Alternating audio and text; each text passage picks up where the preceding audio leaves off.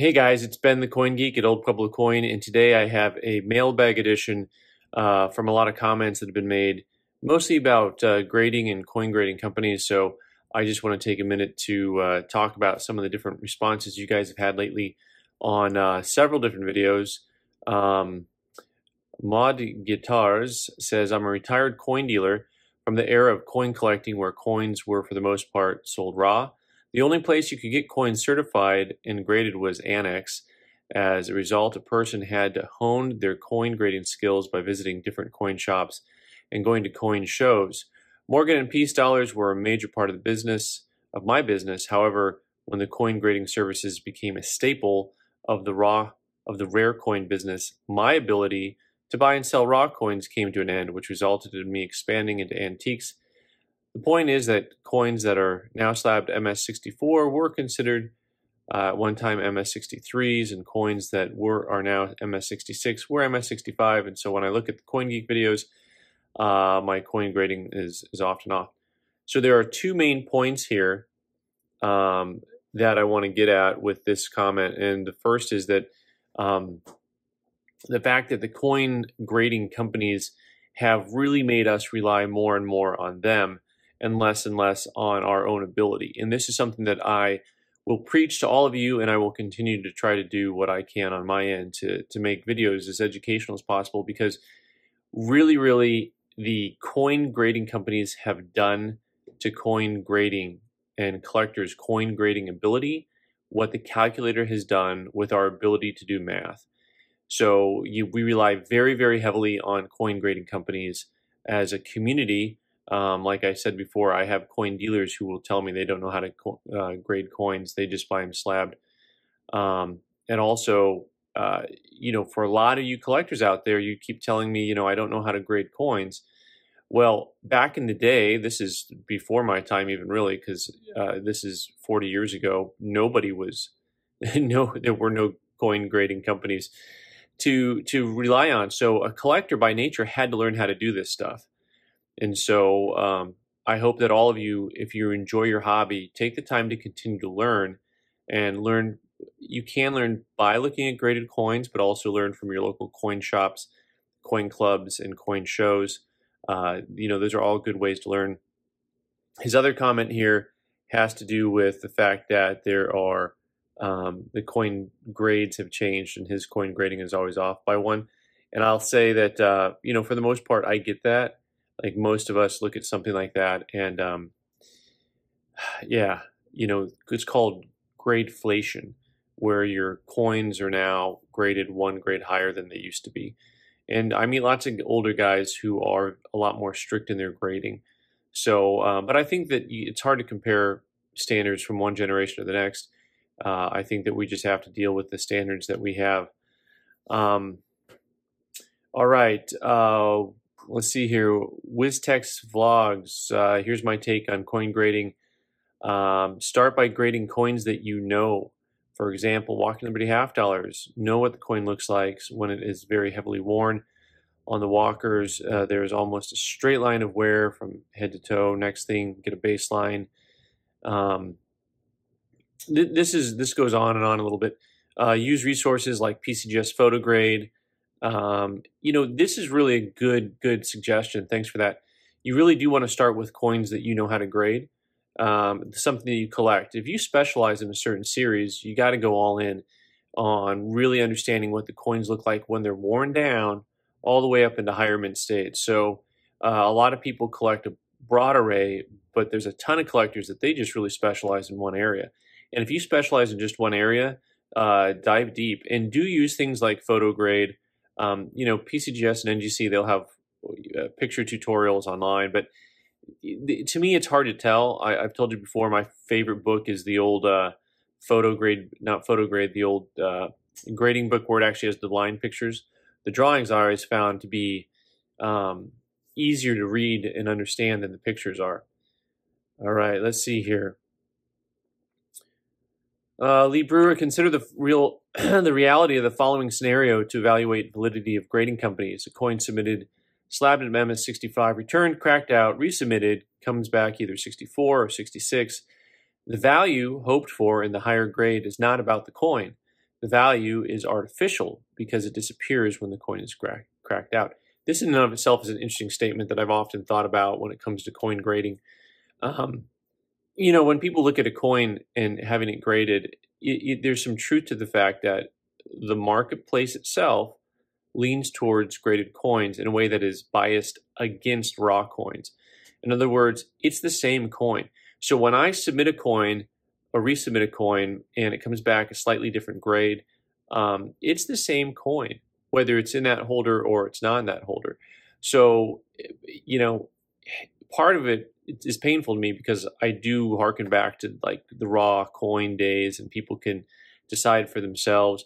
And it's one of the reasons why I like certain parts of the market that are not geared towards grading, such as ancients or some of the paper money stuff you can get into, where you're actually going to be looking at the values based more on rarity than on the actual grade of the coin, grade of the item. So the companies have created a gambling type marketplace. People continue to submit and hoping to hit the jackpot with higher grade artificial value.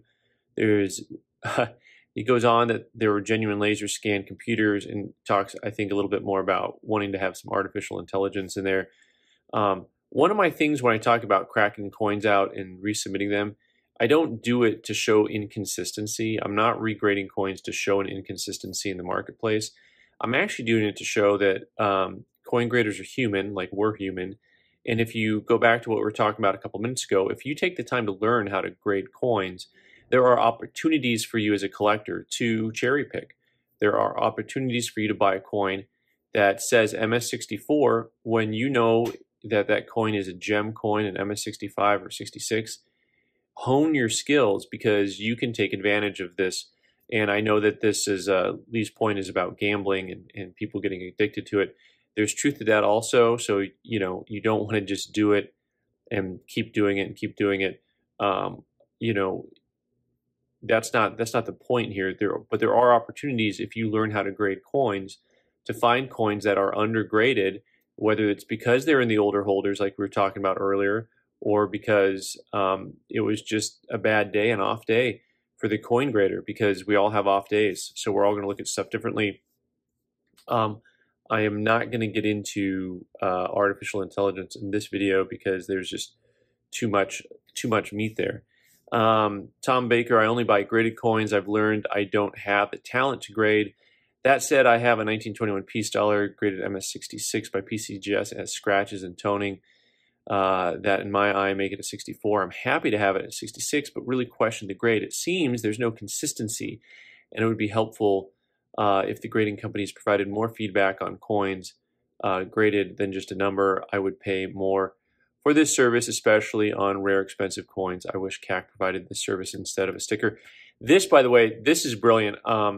This is something I've talked about quite a bit, and I've considered quite a bit, and I don't have the gumption to really start something right now, but absolutely the grading companies giving more information and more feedback would be the biggest boost that they could have in their reputation, right? So a lot of people knock the grading companies, for their inconsistencies and this, that, and the other. But I do think that, first of all, you go to split grades, you got to grade the back and the front differently. I think this would be a great win-win for the marketplace and for the grading companies, and if they gave more information. So if your coin doesn't make the grade, please say why. Point out scratches at 3 o'clock, or whatever it may be.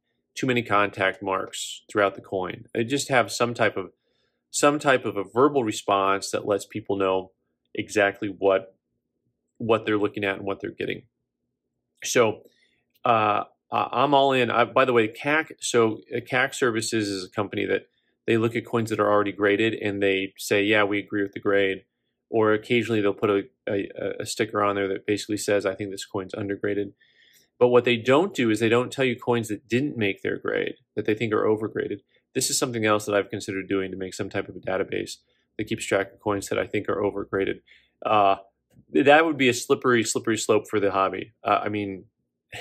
Civil War, right? Like all those Marvel movies that people watch, got the Civil War going on. And hey, Mr. Derp, to add to the thoughts of the Coin Geek, dealers and collectors still have sovereignty in the marketplace if they choose to exercise it. remember the way back in the day, the 60s and 70s. I don't remember. These coin grading companies didn't even exist. The coins were cherished and collected and effectually graded by collectors themselves. You know what? The hobby and the marketplace were just fine. The graders are certainly helpful, but they're not as essential as they sometimes seem to think they are.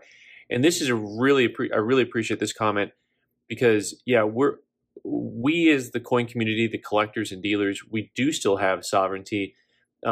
If we all choose to stop accepting PCGS and NGC, then those companies go away overnight. Now, so we can sit here and on social media we can bash the grading companies, but unless we are willing to stop buying graded coins, and unless we are willing to only trade in raw coins, that's not going to happen, right? And I don't see that happening. I really don't see us getting back to that place. But at the same time, I do think that there are opportunities in the marketplace for coin grading to be modified. It would be hard for another third-party grading service to break in my opinion. But maybe if somebody comes along with something that is like CAC, something that is new to the marketplace, as CAC once was new to the marketplace, then maybe they can take a foothold in the coin grading realm. But at the end of the day, when it comes to coin grading, people, do yourself the service and the work of actually working on your coin grading skills. Continue watching videos here as I try to educate, but get into your local coin shops. If you have good coin dealers in your area who you can actually look at some coins for a while, I promise you that PCGS and NGC are not as wildly inconsistent as we sometimes knock them for. And I do want to say coin grading is subjective. Coin grading is a hobby, and it's a great hobby, and it can be a great hobby if we all enjoy it instead of just thinking of getting rich quick, as some of our comments earlier were talking about with gambling. And that's not the main point. The main point still is, hey, let's enjoy the coins, let's enjoy the hobby. So anyways, thanks so much for watching. I'm Ben the Coin Geek. You can subscribe by clicking on the button in the corner and watch more videos on the right side of the screen. Thanks.